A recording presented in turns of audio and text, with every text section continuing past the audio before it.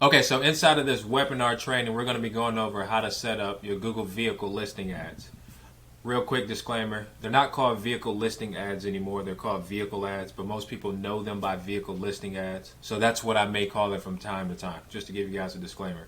So one of the things that I want you guys to pick up from this miniature webinar is I want you to understand why Google vehicle ads is literally the only reason or the only way you guys can have a competitive advantage starting right now. And I'm going to show you guys exactly how to set them up at the end. So before we get into that, I do want to make sure that everybody understands what Google vehicle listing ads is to begin with. This is how the process works. If someone's in the market, let's say I'm looking for a 2021 Honda Accord, I just go to Google and I type it in. I type in the year, make, model. Sometimes I may put in the trim level. And this is what you're going to see. If you're part of the vehicle ads program, it allows you to use this real estate and list your vehicles right here. They did not allow you to do that before. They're now allowing you guys to do it now. So here's another example. So it works for pre-owned vehicles too, and it also works for new car dealers because this is in this example you see this is a new dealership as well. Now, I want to talk about what Google VLA is not. So Google VLA is not vehicles for sale. Inside of your Google business profile,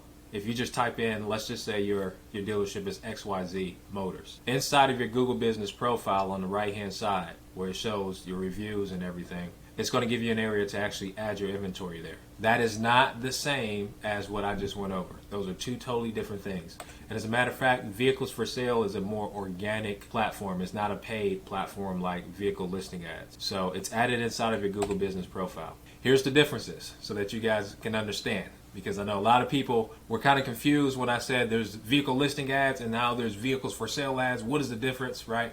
One's paid, one's organic. That's the big difference. The one that is paid, you get higher intent traffic versus the one that's organic, you usually get lower intent traffic. The reasoning why is because where they place you is going to determine what type of traffic you get. 2021 Chevrolet Camaro 2SS, very specific. This is year, make, model, trim. These are buying keywords that allow us to go, okay, we're going to put our ad or our listing in front of them, and this is going to convert, this is going to bring a more higher intent traffic over to our website. Now, on the other side, the organic view of it, you show up in keyword search terms similar to Chevrolet Camaro horsepower, trim level, interior, things like that. That's what you show up for inside of vehicles for sale. So these are two different things. You show up in two different spots. The traffic that you get are two different styles of traffic. And the way you acquire the traffic is in two different ways, paid and organic. So I just want to make sure everybody understands that.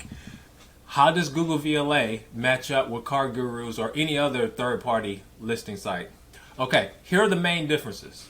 So on the third-party site, specifically CarGurus, right, there has been some stories, and I'm sure everyone knows, where CarGurus is doing, they're using price gouging tactics, meaning if you are getting more VDPs and you are getting more leads and we feel like you are getting more results, we're going to raise our prices because you are in a membership fee. And because Google VLA does not offer membership fees, you don't have to worry about price gouging. The better you do, the more they take from you. But in Google VLA, the better you do, the more net return you actually make because you're not paying more.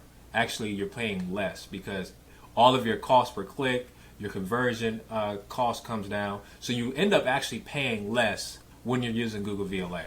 You don't have to worry about bots and fake accounts. Okay, we all know somebody that's been getting some weird leads from these sites. There's no contract agreements. If they're not producing, you're not stuck in a contract. I don't think anybody wants to be stuck in a contract when someone's not producing. And then I want to bring these two numbers to your attention. So CarGurus has 28 million monthly users every single month, and Google has 270 million users every single month.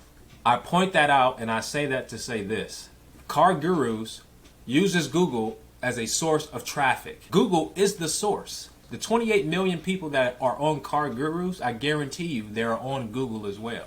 That's the huge advantage here. You're cutting out the middleman and you're getting straight to the source. This is how CarGurus is pulling, this is how they're pulling the leads that they're giving to you. You're just cutting out the middleman. Hopefully by now you should understand why this is a much, much, much better fit than CarGurus and any other third-party listing site. Now, I want to also, because I get this question a lot, I want to explain to you guys what Google or vehicle ads, how it's different from Google ads. because a lot of people get that's where the confusion happens. How is Google VLA different from Google Ads? For you to understand that, you guys must understand how a Google ad campaign is actually performed out. Like, how does it work? So this is a simple bird's eye view that I want you guys to understand. Whenever you're running any type of Google campaigns, this is how it works. At the top level here, you have the campaign. The top level is the campaign. And right below that, you have an ad set. And then right below that, you have an ad. So the campaign is literally the what. What is the objective you guys want to acquire? Do you want more leads coming over to your website filling out forms? Or do you want them making more phone calls? Or do you just want to get in front of as many people as you possibly can? Or you're just trying to maximize as many clicks as you possibly can? Like, what is the objective, right? That's on the campaign level. On the ad set level, this is the who. Who are we targeting? Are they in a mile radius? Do they have a specific interest? Are there a certain demographic? Who are we targeting? And then right below that, you have the creative, the ad. What do they see and where it's going to be put at? This is the how. This is how we're going to distribute this message. For you to understand what Google VLA is, I want you to understand Google VLA is nothing other than an ad placement. So think about this for a second. Google Ads, when someone types in, let's just say used car dealership near me, you usually have they call it a 3-pack. So a Google map listing where it shows 3 different dealerships that are near them, reviews, they can link right over to their website, they can pick up the phone with a one-click call, dial right out to the dealer. That's one placement. How you get there is through optimizing your local Google map listing.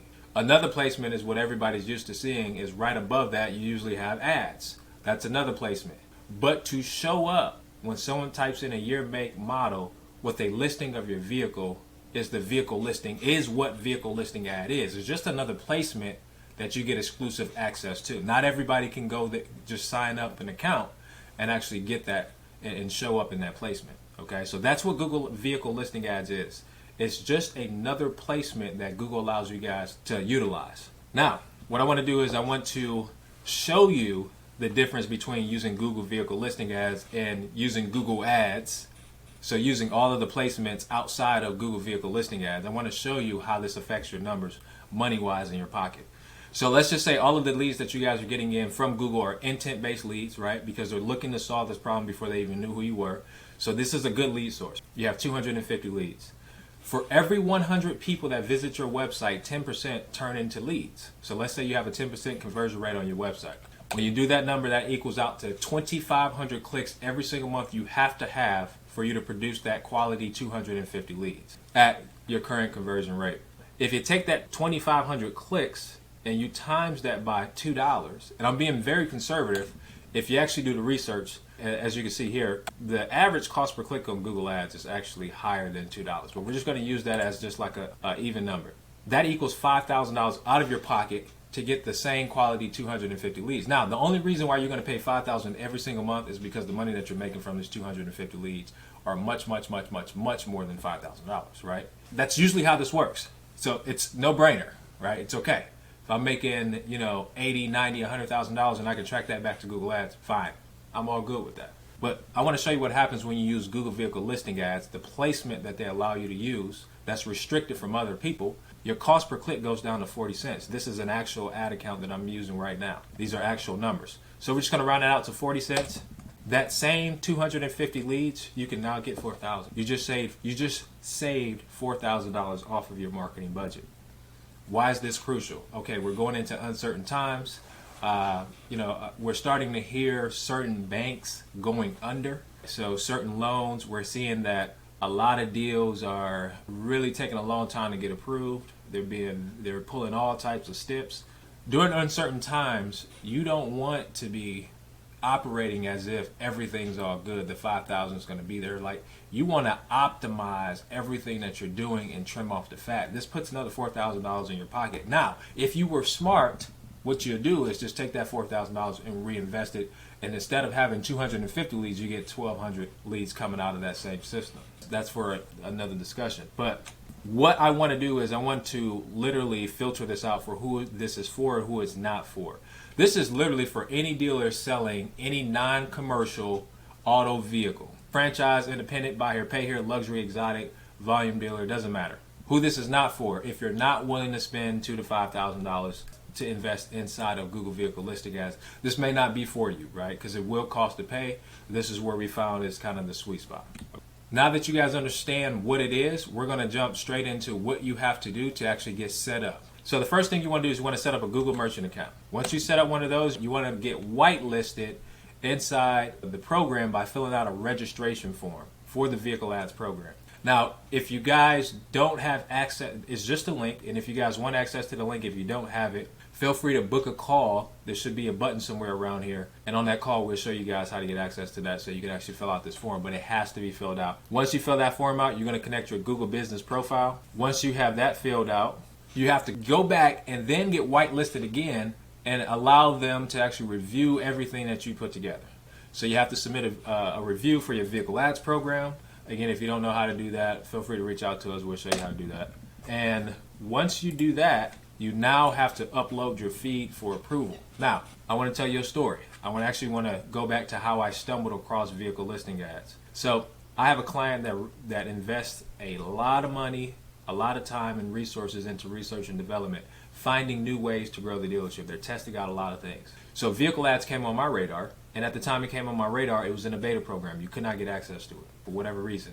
The only people who did have access to it, coincidentally, were publicly traded companies like CarGurus, Carvana, right? All the big corporations. But they did leave a form where you can actually give them your email. They'll give you a notification if the program ever opens up. Long story short, fast forward, the program opens up for independent dealers and any other dealers that want to participate in the program. And what I ended up doing is I ended up calling that client back. I said, hey, listen, we're going to have this set up in about 2 to 3 days.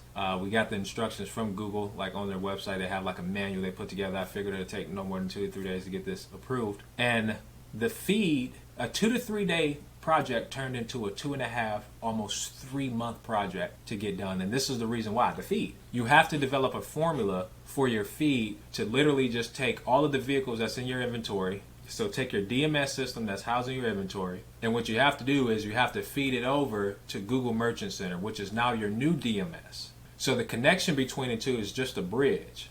The thing is, Google is not in the automotive space, obviously, like the other vendors that are used to the automotive space. So the bridge standards are totally different. In other words, the same ways that CarGurus accepts your feed from your DMS provider is the same system that everyone else accepted, like TrueCar, CarGurus, Facebook Marketplace, everywhere else you're posting your vehicles via feed format. The bridge that connects that together is an industry standard. Google has their own little bridge that they created. And the problem is they do not give you guys any type of guidance, and the instructions is written in developer language, and not just any type of developer language, not like website developer language, feed developer language. So you have to be very specialized. So literally I had to create this formula, which is just a bridge, and that bridge literally took a 2 to 3 day project and made it a 2.5, 3 month project. So if you guys want to save a lot of time on that, again, book a call, and what we'll do is we'll give you guys information on how to speed up that process for you guys.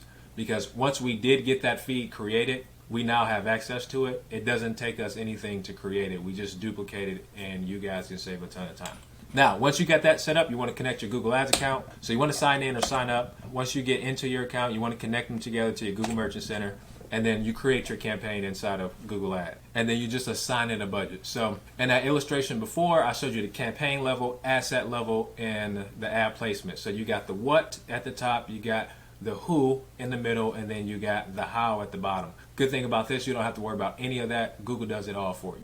After you get your ads running, everything's approved and going, then this is where you have to update your feed when someone sells a car or when you add new vehicles to your inventory. So this is where you want to automate your feed. This is where the problem's at. So once you do develop your feed formula of how you need to receive it, you want to give it to your DMS provider. So if that's vAuto, you want to give it, you say, hey, listen, this is how Google Merchant Center, our new DMS, besides you guys, wants to receive the inventory. And I need you to send these specific attributes over. Some DMS providers will allow you guys to do that, some will not. If they do allow you guys to do that, great. It automatically updates vehicles automatically inside of your Google Ads. If it does not, you just have to manually do that. Again, if you guys are struggling and you have to manually do it, reach out to us, book a call, and we have a team that's just what they do day in and day out if your DMS doesn't handle it. So we kind of just went over everything there. Now, once you have that all set up, you should now have a system where you're driving highly qualified traffic. So number one, they're qualified intentionally wise, meaning they are looking to make a purchase. And then number two, they're qualifying by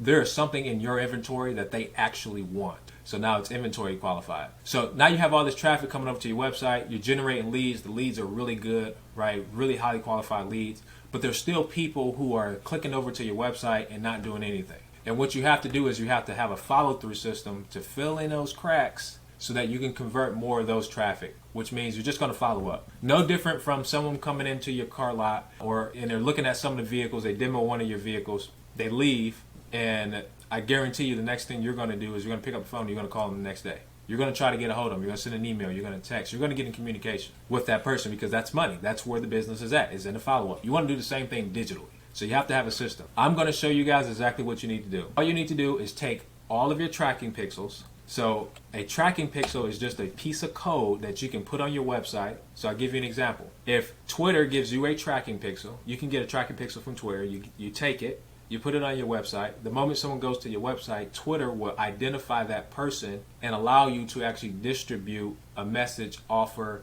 a brand piece of content in front of them. This is how you actually get your message out to them. So all you want to do is make sure you have all platforms set up. So anywhere they can log in on social media and anywhere they can go on the internet, and maybe that's on a website, whatever the case may be, you want to make sure that you have those tracking pixels on your website so that when they do hit your site, you're able to hit them everywhere. Because some people may be on Facebook, some people may be on Instagram, some people may be on Twitter, some people may not even use social media at all, and every day they wake up and they want to see what the weather is, so they log in and they go to their local weather website channel, and that's how they get their information. You want to show up there. So get those tracking pixels installed. Then this is where you want to filter out your audience on your website. You don't want to just target anybody that hits your website but doesn't do anything. You want to target the people that are playing with the tools on your site. So let's just say they can understand what their down payment can be. They can adjust their down payment. They can kind of play with their rate based on their estimated credit score and kind of get a rough payment. Those people who are taking those actions, playing with those tools, those are the people you want to retarget because those are buying behaviors. So those are the ones that we actually filtrate. We filtrate out the people that don't take any buying behaviors, take the ones that do have buying behaviors, like are playing on your tools that you have on your website, and those are the people that we actually follow up with. And from there, we just distribute our offers to them, and we create more of like a suffocation style marketing, but not a suffocation style marketing where you fatigue them, more like we're everywhere that they are at. Okay, so when they log into their email, we got an offer there. If they go on Facebook, we're there. We may not show up in the same place over and over and over and over and over again, but we're showing up on multi-channels, meaning we're possibly touching these people 10, 15 times a day in different ways, which makes it unique, and that's exactly what doesn't fatigue them out. So that is how you set up everything. Again, if you guys have any questions, go ahead and book a call. Every Friday at 1 p.m. Eastern Time, we do a webinar about Google Vehicle Listing Ads. So if you guys want to sign up for the webinar that's coming up this week, you guys have the ability to do that. There should be a link for that as well. But again, we advise everybody to book a call to at least get the information you guys need. But also, there's some information we can give over to you guys that will save you a ton of time and make this much, much, much more manageable. So I appreciate you guys making it to the end.